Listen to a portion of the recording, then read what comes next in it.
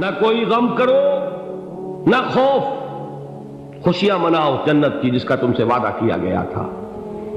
اللہ کی ربوبیت پر اطمینان جب انسان کو ہو جاتا، میرا رب اللہ ہے، ربی اللہ، انسان کے لیے نہ کوئی کھٹکا، نہ کوئی خطرہ، نہ کوئی خوف، نہ کوئی حزن۔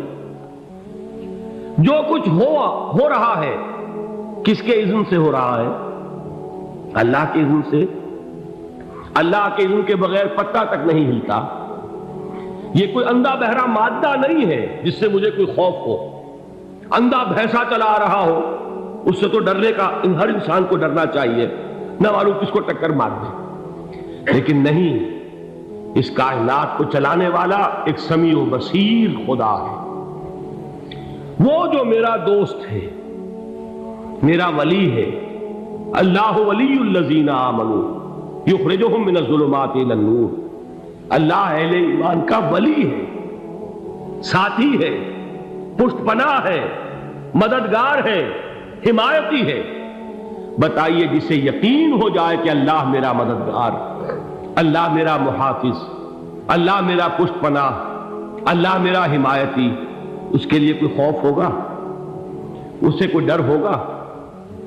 میں مثال دیا کرتا ہوں ایک بہت سادہ، پنجاب کے دیہات کی۔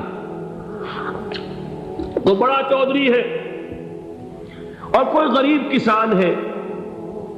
اس غریب کسان کے جانوروں کو ہر وقت اندیشہ ہوگا چوری کا، کوئی میری بھینس کھول کر نہ لے جائے، کوئی میرا بیل کھول کر نہ لے جائے۔ لیکن جس کے بارے میں یہ سب کو معلوم ہو کہ وہ جو بڑا چودھری ہے وہ اس کا دوست ہے، اس کی بچیا کو کوئی خوف ہوگا؟ اس کی بھینس پر کوئی ہاتھ ڈالے گا؟ اسے کوئی اندیشہ ہوگا؟ نہیں۔ کیوں؟ کہ وہ بڑا چودھری، بڑا اس کا یہاں کا سردار، جاگیردار، سب کو معلوم ہے وہ میرا دوست ہے، کوئی میرے خلاف اقدام نہیں کر سکتا۔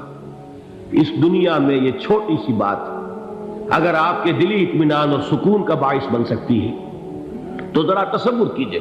میں لفظ تصور استعمال کروں گا صرف اس لیے کہ اس کا ہم جس کو کہتے ہیں ادراک اور شعور کر نہیں سکتے، اگر کے ساتھ کر سکتے۔ اگر یقین ہو کہ اللہ میرا مددگار اور یقین ہو کہ اللہ ہر آن میرے ساتھ ہے، پھر کوئی خوف؟ کس کا خوف؟ کوئی شے اللہ سے بالا تر ہے؟ کوئی قوت اس سے زیادہ طاقتور ہے؟ کوئی اس کے ارادے کو بدلنے والا ہے؟ کوئی اس کی مشیت کے آڑے آنے والا ہے؟ یہی بات ہے جو حضور نے فرمائی، یہ ایمان کا حاصل ہے لب لباب، کہ دیکھو اچھی طرح اس بات کو ذہن نشین کر لو، اگر تمام انسان مل کر تمہیں کوئی نقصان پہنچانا چاہے نہیں پہنچا سکتے، مگر جو کچھ اللہ نے لکھ دیا ہو، اور تمام انسان مل کر تمہیں کوئی نفع پہنچانا چاہے نہیں پہنچا سکتے، مگر وہ شے جو اللہ نے طے کر دی۔ آپ پھر میں کہوں گا ذرا طاری کیجئے، اسے فرض کیجئے، اسے سوچئے۔ اگر اس حدیث پر ہمارا دل ٹھکا ہوا ہو تو کسی سے ڈر ہوگا؟ یہ مجھے نقصان نہ پہنچا دے، یہ میری رپورٹ خراب نہ کر دے، یہ میری انکریمنٹ نہ رکوا دے، یہ میرا یہ نہ بگاڑ دے، یہ میرے یہ نقصان نہ پہنچا دے۔ اس کا ڈر، اس کا ڈر، اس کا خوف، اس کی خوشامد، اس کے لیے جا کر طرح طرح سے اپنی عزت نفس کو ذلیل کروانا اس کے سامنے، یہ سب کچھ کیوں کرتا ہے انسان؟ جب سمجھتا ہے کہ اس کے ہاتھ میں میرا کوئی نفع ہے، اس کے ہاتھ میں میرے لیے کوئی ضرر ہے، یہ مجھے کوئی غضب پہنچا سکتا ہے، یہ مجھے کوئی نقصان پہنچا سکتا ہے، یہ میرا کوئی کام بنا سکتا ہے، یہ میری کوئی ضرورت پوری کر سکتا ہے، اسی کا نام شرک ہے۔ جہاں آپ نے یہ سمجھا کہ غیر اللہ کے اندر کوئی طاقت موجود ہے، وہی شرک ہے۔ بتوں سے تجھ کو امیدیں، خدا سے نو امیدی، مجھے بتا تو صحیح اور کافری کیا ہے؟ شرک تو یہ ہے جس پر بھی تمہیں یہ خیال ہے، کلمہ ہے یہ کلمہ سوم، لا حول ولا قوت الا باللہ۔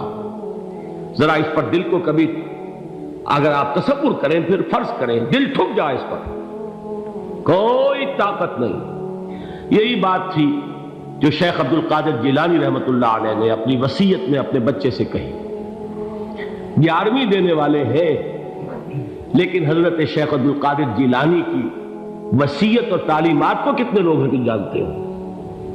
یہ جن مقامات تک پہنچے ہیں وہ کس چیز کی بدولت پہنچے؟ انہوں نے جو پیغام دیا وہ کیا تھا؟ اے میرے بچے، جس طریقے سے قرآن مجید میں حضرت لقمان کی نصیحتیں جو ہے نقل کر دی گئی ہیں، میں یہ عرض کروں گا بالفرض اگر قرآن حضرت عبد القادر جیلانی کے بعد نازل ہوا ہوتا تو شیخ عبد القادر کی یہ نصیحتیں بھی قرآن میں درج ہوتی۔ اتنی اونچی نصیحتیں ہیں۔ اے میرے بچے، اس حقیقت کو ذہن نشین کر لے، لا فاعل فی الحقیقت ولا مؤثر الا اللہ۔ اس کائنات میں نہ کوئی فاعل حقیقی ہے نہ مؤثر حقیقی ہے سوائے اللہ۔ کسی شے میں کوئی تاثیر نہیں اگر اللہ نہ چاہے۔ آگ جلا نہیں سکتی اگر اللہ نہ چاہے، پانی ڈبو نہیں سکتا اگر اللہ نہ چاہے، زہر ہلاک نہیں کر سکتا اگر اللہ نہ چاہے، کوئی چیز فائدہ نہیں پہنچا سکتی اگر اللہ نہ چاہے۔ تو در در پہ کیوں سر جھکاتے ہو؟ در در پر کیوں جبیں سائی کرتے ہو؟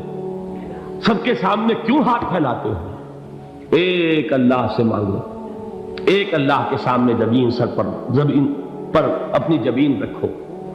لا فاعل فی الحقیقت ولا مؤثر الا اللہ۔ نظر آتا ہے ہمیں کہ پانی پیاس بجھا دیتا ہے، پیاس بجھانے کی صلاحیت پانی میں نہیں ہے، اللہ کے اذن سے۔ کھانا بھوک مٹا دیتا ہے، بھوک مٹانے کی صلاحیت کھانے میں نہیں ہے، اذن رب میں ہے۔ دیکھیے یہی یقین تھا حضرت موسیٰ علیہ السلام کا واقعہ یاد کیجئے۔ سامنے سمندر آ گیا ہے، قوم دیکھتی ہے پیچھے کہ گرد و غبار کا طوفان، معلوم ہوا کہ فرعون اپنے لشکر سمیت آ گیا۔ لشکر جب چلتا تھا تیز رفتاری کے ساتھ تو گرد و غبار کا جو طوفان اٹھتا تھا اس کا تصور کیجیے، اور لمحہ بلمحہ وہ قریب آ رہا ہے۔ پوری قوم نے کیا کہا؟ اے موسیٰ انا لمدرکون، اے موسیٰ ہم کو پکڑے گئے۔ قرآن مجید نے تو یہاں وہ باتیں نہیں لکھی ہیں، لیکن تورات میں یہ درج ہے کہ بنی اسرائیل جھگڑنے لگے، دست و گریبان ہو گئے موسیٰ کے ساتھ۔ موسیٰ نے یہاں مروایا لا کر، اس سے تو ہم ہی بہتر تھے، وہاں کھانے کو ملتا تھا، زندگی تو تھی، بیگار ہم کر رہے تھے، موت تو نہیں تھی۔ اب جو کچھ ہوگا اس کا تصور کرو، جس طریقے سے ہمارے ٹکڑے اڑائے جائیں گے۔ تو لڑ رہے ہیں حضرت موسیٰ علیہ السلام سے۔ یہ تورات کی تفصیل ہے، قرآن میں صرف اتنا آیا ہے، پریشان ہو کر انہوں نے کہا انا لمدرکون، موسیٰ ہم کو پکڑے گئے۔ اس وقت موسیٰ کا جواب کیا ہے؟ کلا ان معی ربی سیہدین، نہیں، میرے ساتھ میرا رب ہے، وہ راستہ دے گا۔ بتائیے کہاں راستہ نظر آ رہا ہے؟ یہ ہے ایمان بالغیب۔ راستہ نظر نہ آئے تب اللہ پر یقین ایمان ہے۔ جیب میں پیسے ہوں اور تب دل کو اطمینان ہے تو ایمان کس پر ہوا؟ پیسے پر، اللہ پر نہیں۔ جب وسائل و ذرائع نہ ہو اور پھر یقین ہو کہ اللہ مسبب الاسباب ہے، وہ اسباب کا پابند نہیں ہے، وہ اسباب کا محتاج نہیں ہے، اسباب اس کے محتاج ہے۔ اگر یہ یقین ہے تو اللہ پر ایمان ہے، یہ نہیں ہے تو تمہارا ایمان اسباب پر ہے، وسائل پر ہے، ذرائع پر ہے، مادیات پر ہے، اللہ پر نہیں۔ اس وقت کہاں راستہ تھا؟ کوئی راستہ تھا؟ سمندر ہے اور ادھر سے لشکر آ گیا ہے۔ کلا ان معی ربی سیہدین۔ اب دیکھیے ایمان کہہ دینا آسان ہے، ہوا معکم اینما کنتم، جہاں کہیں بھی تم ہوتے ہو اللہ تمہارے ساتھ ہوتا ہے، لیکن اس کا یقین قائم ہو جائے تو زمین و آسمان کا فرق واقع ہو جائے۔ یہی بات ہوئی حضور کے ساتھ۔ غار ہے، چھپے ہوئے ہیں محمد رسول اللہ اور آپ کے وہ یار غار ابو بکر صدیق رضی اللہ تعالی عنہ۔ اقبال نے حضرت ابو بکر کی شان میں چند اشعار کہیں صرف، لیکن واقعہ یہ ہے کہ بھاری بھاری نظموں پر اور قصیدوں پر بھاری ہے، طویل ترین نظمیں اور قصیدے ہوں ان پر بھاری ہے۔ ہمتیں ابو بکر کی ہمت جو ہے، کشت ملت را چوں ابر، جیسے بارش سے کھیتی اپجتی ہے، ابو بکر کی ہمت اور عزیمت اس امت کو اسی طرح سینچنے والی ہے۔ ثانیے اسلام و غار و بدر و قبر، وہ دوسرے تھے اسلام میں، دوسرے پہلے کون تھے؟ انا اول المومنین، حضور فرماتے سب سے پہلا ایمان لانے والا میں، دوسرے ابو بکر۔ ویسے ہمارے ہاں یہ چلتا ہے اختلاف، حضرت علی پہلے ہیں کہ حضرت ابو بکر پہلے ہیں، لیکن اس میں بڑی خوبصورت تطبیق قائم کی ہے علماء نے، اور بہت صحیح ہے۔ چار کے بارے میں فیصلہ ہی مت کرو کہ کون پہلے، ان کی ایک عجیب تقسیم کر دی ہے۔ آزاد مردوں میں، بالغ مردوں میں سب سے پہلے ابو بکر، بچوں میں سب سے پہلے علی، خواتین میں سب سے پہلے خدیجہ، اور غلاموں میں سب سے پہلے زید بن حارثہ۔ بڑی پیاری تقسیم ہے، یہ چاروں ہی پہلے ہیں، ہر ایک کے لیے اولیت ہے۔ اور واقعہ یہ ہے کہ اگر زمانی اعتبار سے تعین ہوگا تو پہلے خدیجۃ الکبریٰ آئیں گی رضی اللہ تعالی عنہ، کسی اور سے بات کرنے کی نوبت بعد میں آ سکتی ہے، پہلے تو اہلیہ محترمہ سے بات ہوئی، آتے ہی پہلی وحی ہوئی ہے، ابھی تبلیغ کا حکم نہیں تھا۔ کس کو بتایا واقعہ؟ ابھی اپنی نبوت کی تبلیغ کا تو حکم ہی نہیں آیا، واقعہ کس کا ہے؟ وہ خدیجہ کا ہے۔ جب کہا ہے کہ خشیت علی نفسی، مجھے اپنی جان کا اندیشہ ہے، تو کیا جواب دیا خدیجہ نے رضی اللہ تعالی عنہا؟ وہ صدیقۃ الکبریٰ ہے، صدیقات جو ہے خواتین ان میں چوٹی پر خدیجۃ الکبریٰ ہے رضی اللہ تعالی عنہا، اور صدیق جو مرد ہیں ان میں صدیق اکبر ہے ابو بکر صدیق رضی اللہ تعالی عنہ، لیکن صدیقات میں چوٹی پر۔ جب حضور نے فرمایا خشیت علی نفسی، کیا فرمایا، کیا عرض کیا، کیسے تسلی دی؟ نہیں نہیں، اللہ آپ کو ضائع نہیں کرے گا، آپ غریبوں کے ہمدرد ہیں، آپ مساکین کے تکالیف رفع کرنے والے ہیں، آپ بیواؤں کی سرپرستی کرتے ہیں، آپ مسافروں کی خدمت کرتے ہیں، اللہ آپ کو ضائع نہیں کرے گا۔ یہ یقین ہے اس خاتون کے اندر۔ خیر وہ ایک علیحدہ بات ہو جائے گی۔ میرے دل پر حضرت خدیجہ رضی اللہ تعالیٰ عنہ کی شخصیت کا بڑا گہرا نقش ہے، جو وہ کوئی اور ہی وقت اور موقع ہوا تو بیان ہوگا۔ بہرحال اقبال نے ایک مصرے میں جو چار اولیتیں جمع کر دی ہیں، ہمتیں او کشت امت را چو ابر، ثانی اسلام و غار و بدر و قبر۔ اسلام میں حضور کے بعد پہلے کون؟ ابو بکر۔ غار میں حضور کے ساتھ کون؟ ابو بکر۔ بدر کی رات اللہ کا رسول سربسجود وہ جھاڑ، وہ گھاس پھوس کی جو جھوپڑی بنائی گئی تھی، اور وہاں تلوار ننگی لے کر پہرا دینے والا کون؟ ابو بکر۔